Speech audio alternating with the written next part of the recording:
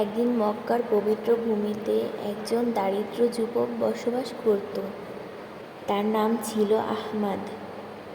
আহমাদ ছিল একজন আন্তরিক ধার্মিক এবং আল্লাহর প্রতি গভীর বিশ্বাসী, কিন্তু তার জীবন ছিল দুঃখে কষ্টে ভরা। সে কোনো কাজ পেত না, তার পরিবারের খাবার জুটত না, আর প্রতিদিনের জীবনযাত্রা হয়ে উঠেছিল কঠিন।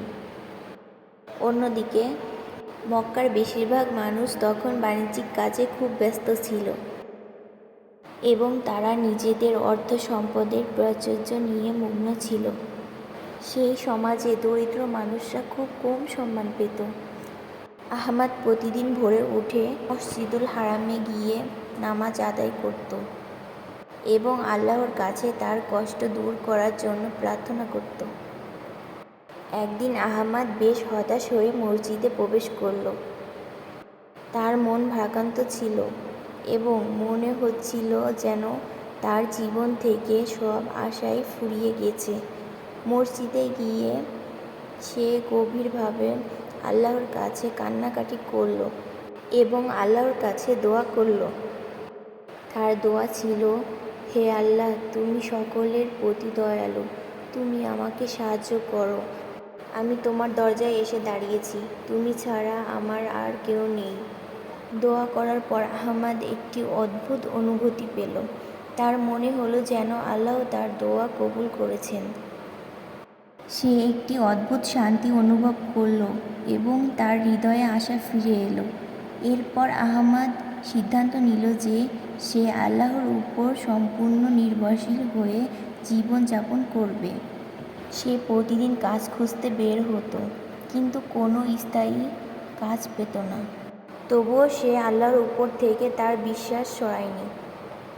একদিন বাজারে হাঁটতে হাঁটতে আহমাদ একটি বৃদ্ধাকে দেখল, যিনি ভারী বোঝা বহন করতে কষ্ট পাচ্ছিল। আহমাদ দ্রুত তার কাছে গিয়ে বলল, মা, আমি কি তোমায় সাহায্য করতে পারি? বৃদ্ধা তাকে ধন্যবাদ জানালেন এবং বললেন, তুমি যদি আমাকে আমার বাড়ি পর্যন্ত পৌঁছে দাও, আমি তোমাকে দোয়া করব। আহমাদ সেই বৃদ্ধাকে তার ভার বহন করে তার বাড়ি পর্যন্ত পৌঁছে দিল। বৃদ্ধা খুব খুশি হলেন এবং তাকে বললেন, তুমি সত্যি একজন সহানুভূতিশীল যুবক। যুবকটি বলল, আমার জন্য দোয়া করেছেন? বৃদ্ধা বলল, আমি তোমাকে কিছুই দিতে পারি না, কিন্তু আল্লাহ নিশ্চয়ই তোমাকে পুরস্কৃত করবেন। আহমাদ তখনও জানত না যে তার সামনে আল্লাহর এক বড় উপহার অপেক্ষা করছে। কয়েকদিন পর আহমাদ আবার কাজ খুঁজতে বের হয়। সে একটি বড় ব্যবসায়ীর কাছে যায়, যিনি মক্কার একজন ধনী ব্যক্তি ছিলেন। ব্যবসায়ী আহমাদকে দেখে বললেন, আমি তোমাকে কোথাও দেখেছি। তুমি কি সেই যুবক যিনি আমার বৃদ্ধ মাকে সাহায্য করেছিলে? আহমাদ বুঝতে পারল, এই বৃদ্ধাই সেই মহিলা ছিলেন যাকে সে কিছুদিন আগে সাহায্য করেছিল। ব্যবসায়ী আহমাদকে ধন্যবাদ জানালেন এবং বললেন, তুমি আমার মাকে এতটা সহানুভূতির সঙ্গে সাহায্য করেছ, আমি তোমাকে পুরস্কৃত করতে চাই।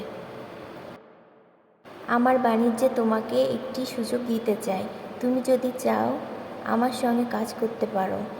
আহমাদ এই প্রস্তাবে খুব আনন্দিত হলো এবং আল্লাহর প্রতি গভীর কৃতজ্ঞতা প্রকাশ করল। সে ব্যবসায়ীর সাথে কাজ শুরু করল এবং ধীরে ধীরে বাণিজ্যে নিজের ক্ষমতা প্রমাণ করল। তার সততা, পরিশ্রম ও ন্যায়পরায়ণতা দেখে ব্যবসায়ী তাকে তার বাণিজ্যের এক গুরুত্বপূর্ণ অংশীদার করে তুললেন। কয়েক বছর পর আহমাদ নিজেই একজন সফল ব্যবসায়ী হয়ে উঠল। তার জীবন সম্পূর্ণরূপে বদলে গেল।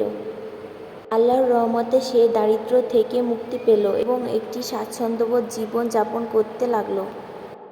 তবে আহমাদের জীবনযাত্রা পাল্টালেও তার নীতি ও বিশ্বাস কখনো বদলায়নি। সে বরাবরই দরিদ্র ও অভাবগ্রস্তদের সাহায্য করত। যেমনভাবে একদিন সে নিজেও সাহায্যের প্রার্থী ছিল।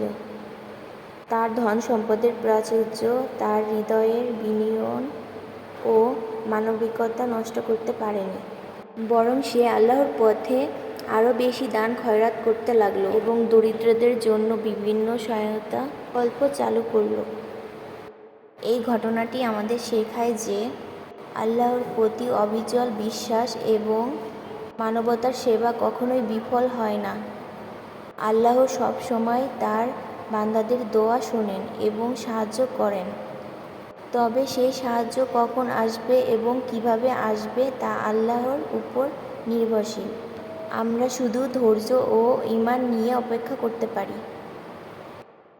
আহমদের মতন আমাদেরও উচিত আল্লাহর উপর সম্পূর্ণ বিশ্বাস রাখা এবং জীবনের প্রতিটি কঠিন মুহূর্তে ধৈর্য ধরা।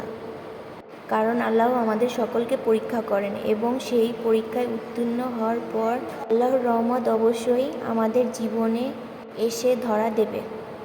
সবাই লাইক কমেন্ট করে পাশে থাকবেন। আল্লাহ হাফেজ।